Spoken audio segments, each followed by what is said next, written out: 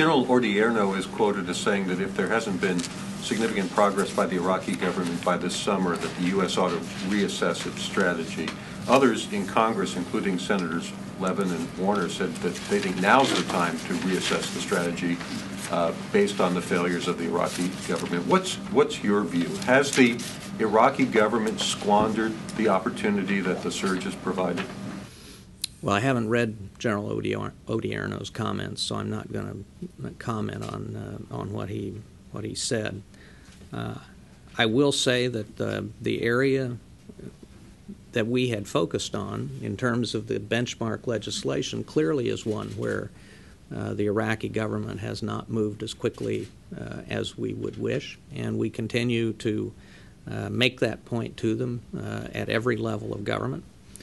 By the same token, as we've discussed in here before, there have been developments, positive developments, politically and economically, that we did not anticipate. We've talked before about the Anbar awakening and what has happened in Al-Anbar.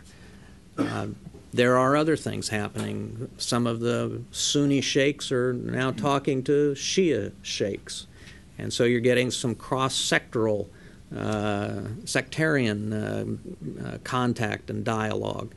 You're beginning to get pressure from the provinces on the government to deliver faster in terms of resources and so on.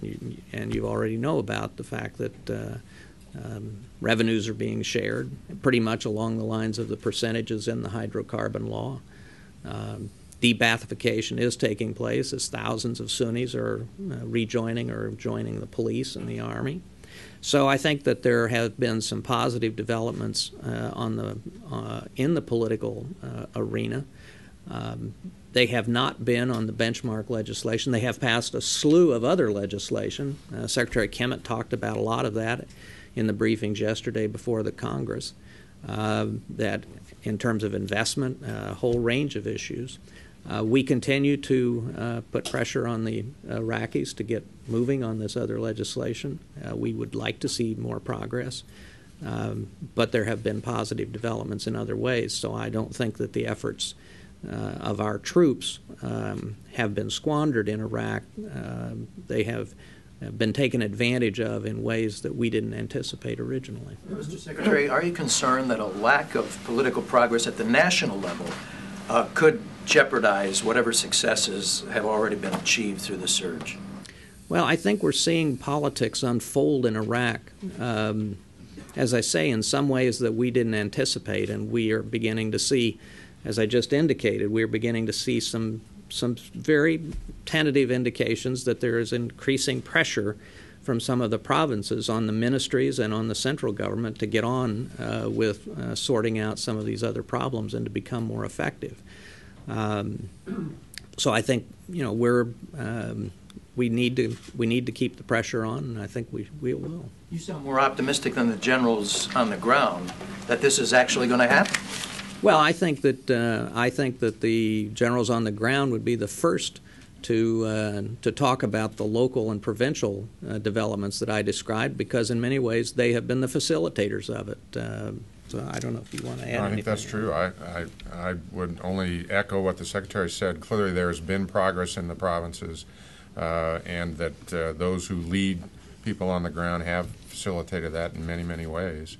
And that there have been things, another aspect of this that have contributed significantly has been the concerned local citizens, the some 60 to 70,000 that are out there now, helping with security and take back their villages and towns.